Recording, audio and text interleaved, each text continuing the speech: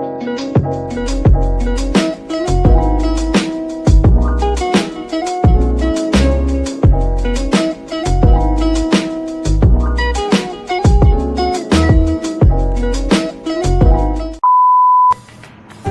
assalamualaikum warahmatullahi wabarakatuh. Ketemu lagi bersama saya Lur Mona Ochan Official.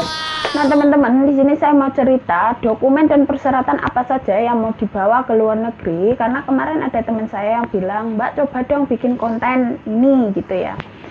Oke, saya mau cerita persyaratan apa saja. Kalau saya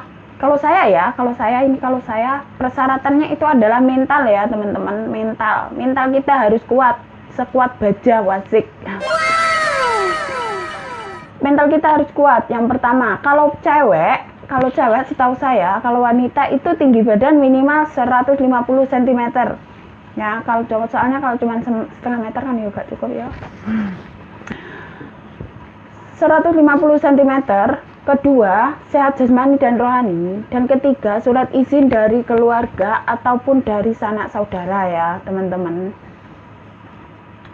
Kalau saya dulu Badung teman-teman, saya dulu Badung banget. Kenapa Badung Mbak? Iya, saya Badung banget. Saya itu waktu satu hari berpikir cuman saya mau keluar negeri gitu sama keluarga saya. Terus keluarga saya tidak ada yang menjawab sama sekali. Nah udah, pokoknya lupakan itu. Dan saat itu saya sama PL, saya pergi ke PT. Itu saya belum bawa apa-apa teman-teman, cuman saya bawa KTP saja. Ya itu, cuman bawa identitas saya, KTP. Setelah di situ di PT saya ditanya gini,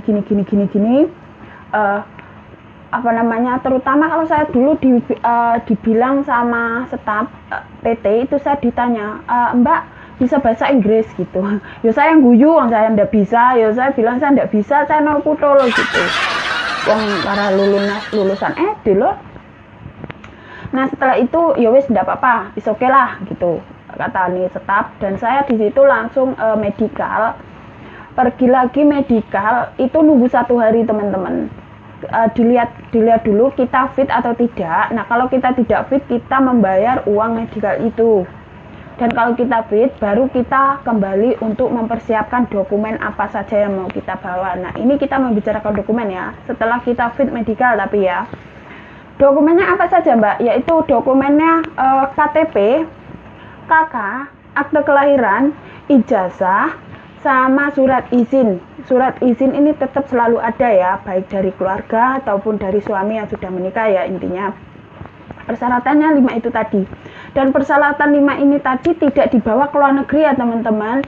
Ini cuman untuk bikin paspor ya, bikin paspor yang dimana nanti senjata kita atau dokumen kita yang kita bawa atau yang kita simpan setelah kita sampai di luar negeri teman-teman gitu. Jadi buat teman-teman jangan takut. Dan satu yang pesan saya buat teman-teman nih, misalnya lulusan sarjana, lulusan SMK, lulusan pokoknya intinya lulusan yang tertinggi jangan diberikan di PT teman-teman, karena kita tidak tahu kenapa seperti itu. Itu pengalaman buat saya, karena teman saya dulu satu PT pemberangkatannya sama, itu hilang semua teman-teman. Kan kasihan, dia sudah sekolah sampai setinggi mungkin dan akhirnya dia hilang gitu loh.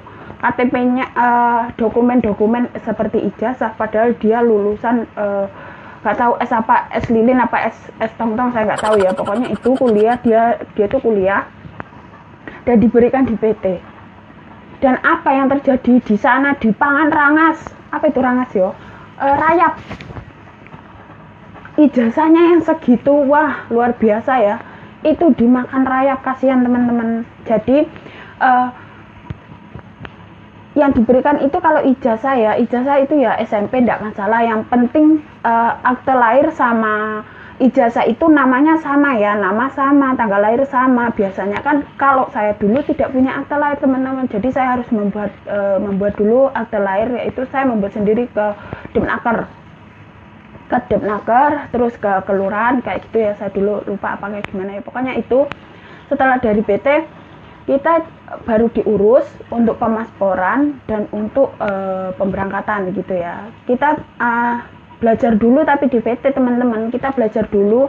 Aku dulu kurang lebih 3 bulan ya, kurang lebih 3 bulan belajar di PT itu ya ada praktek, ada belajar bahasa, gimana caranya yang ngurus kakek atau nenek ya, gimana caranya mengurus kakek, cara memandikan, cara mendorong kursi roda, atau cara berbahasa yang baik dan benar kepada orang tua gitu kan ya.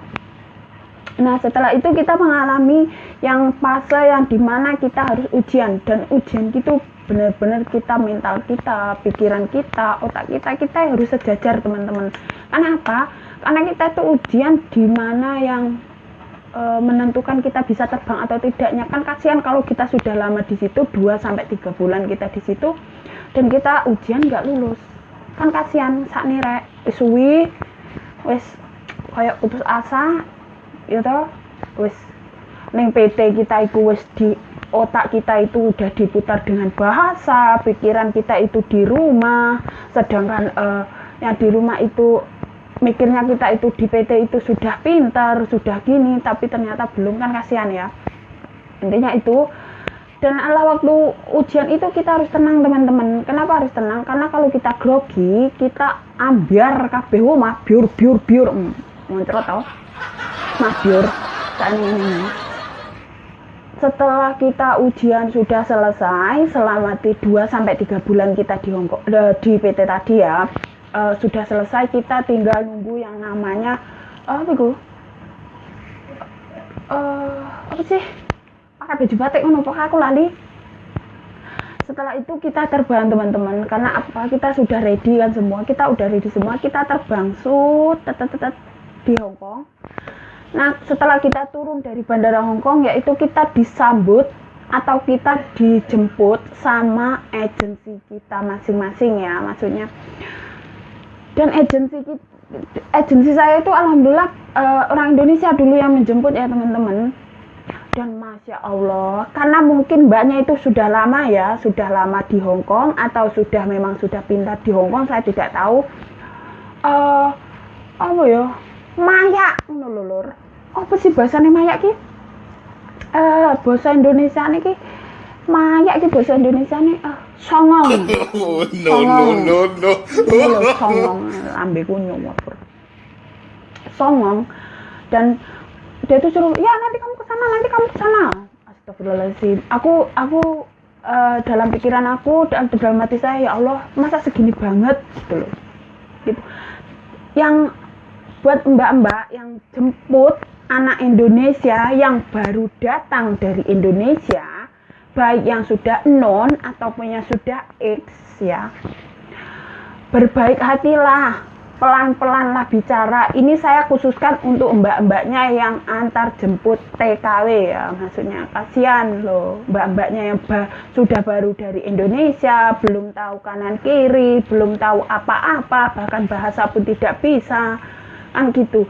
Kita harus menyambutnya dengan baik teman-teman, buat mbak-mbaknya ya yang terhormat, yang baik hati dan selalu sayang.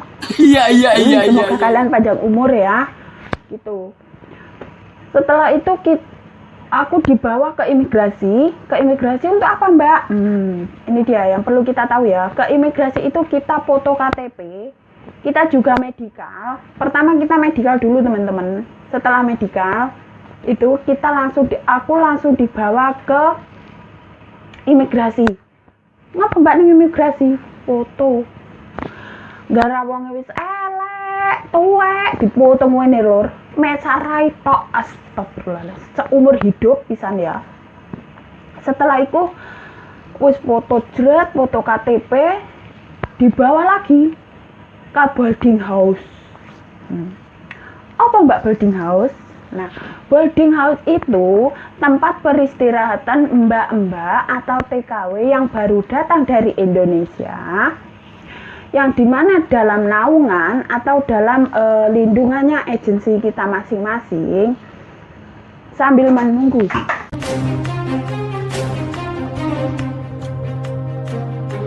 jemputan majikan. Mohon maaf ada huru hara di belakang, sudah abaikan, saya agak ngurus ya. Itu boarding house tadi di dalam naungan atau dalam lindungan agensi kita untuk menunggu majikan. Nah setelah aku wis 3 hari ya, padahal saya 3 teman saya ada 3 ya dulu. Teman saya itu yang satu sudah diambil majikan, satu lagi diambil majikan, lah saya kok belum diambil ini opo gitu kan. Dan ternyata majikan saya itu belum di rumah, dia masih di luar kota gitu. Dan setelah saya dijemput sama majikan, di situ saya tuh blank, pokoknya blank dan nggak punya pikiran apa-apa. Intinya saya cuma takut, resah dan gelisah. Asik kayak anak pas kayak anak sekolahan ya, resah dan gelisah gitu. Karena apa? Karena di Hongkong itu kita siap tidak siap harus siap teman-teman. Pertama apa? Kita tidak tahu majikan kita seperti apa, rumahnya bagaimana, kondisinya seperti apa, kan kita tidak tahu ya kan. Nah di situ kita dibawa ke agen sama ketemu sama majikan. Saya waktu itu ketemu sama majikan itu, melihat majikan saya itu saya sepertinya gini, ya Allah mudah-mudahan baik. Dan alhamdulillah baik teman-teman. Baiknya gitu gini, dia di waktu di interview itu dia tuh pakai bahasa Kantonis. Nah itu saya bahagia. Setelah ketemu sama majikan, bahasa Inggris, astagfirullah.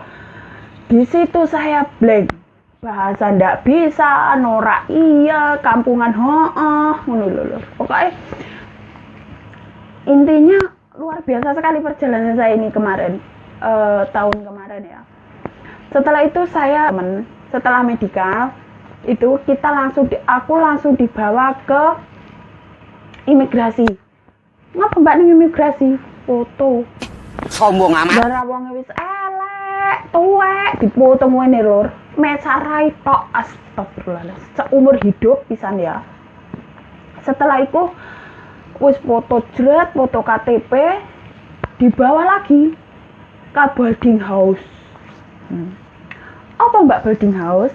Nah, boarding house itu tempat peristirahatan mbak-mbak atau TKW yang baru datang dari Indonesia, yang dimana dalam naungan atau dalam lindungannya agensi kita masing-masing, sambil menunggu jemputan majikan. Mohon maaf ada huru hara di belakang, sudah abaikan, saya agak ngurus ya. Itu boarding house tadi di dalam naungan atau dalam lindungan agensi kita untuk menunggu majikan. Nah setelah aku wis 3 hari ya, padahal saya 3 teman saya ada 3 ya dulu. Teman saya itu yang satu sudah diambil majikan, satu lagi diambil majikan, lah saya kok belum diambil ini opo gitu kan. Dan ternyata majikan saya itu belum di rumah, dia masih di luar kota gitu. Dan setelah saya dijemput sama majikan, di situ saya tuh blank, pokoknya blank dan nggak punya pikiran apa-apa. Intinya saya cuma takut, resah dan gelisah. Asik kayak anak sekolahan ya, resah dan gelisah gitu. Karena apa? Karena di Hongkong itu kita siap tidak siap harus siap teman-teman. Pertama apa?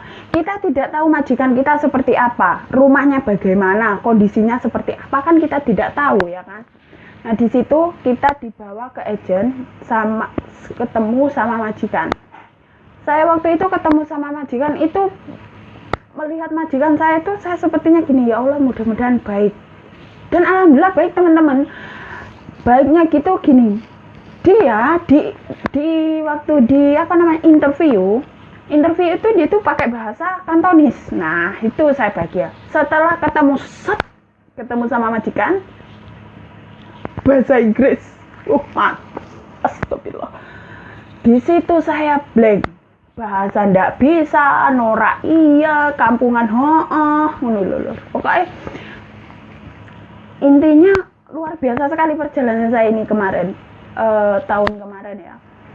Setelah itu saya pokoknya saya siap nggak siap harus siap gitu. Karena pikiran saya punya tanggungan. Saya punya tanggungan 6 bulan gitu. Loh kok tanggungan 6 bulan? Oh mbak, kita mempunyai potong gaji selama kita ada di PT ya teman-teman. Pembikinan paspor, medikal, PAP, penginapan di PT, makan gratis, pokoknya itu imbal baliknya di potongan gaji, yaitu selama 6 bulan. Saya dulu 6 bulan, tapi kalau nggak tahu yang sekarang ya teman-teman, saya belum dapat info. Setelah saya set di rumah majikan, oke. Rumahnya itu luar biasa besar sekali. Saya dulu di Satin pertama kerja, dan itu saya alhamdulillah saya di situ bertahan 4 bulan teman-teman, dan saya dipecat karena apa? Tidak bisa bahasa Inggris. Aduh ya Allah ya Rabbi, astagfirullahaladzim. Ceritaku dulu itu sebenarnya yang ngenas, yang guyu, ya batin, ya apa ya. Sebenarnya gitu teman-teman. Dan di situ 4 bulan itu saya di interminate atau dipecat dari majikan pertama. Itu karena apa?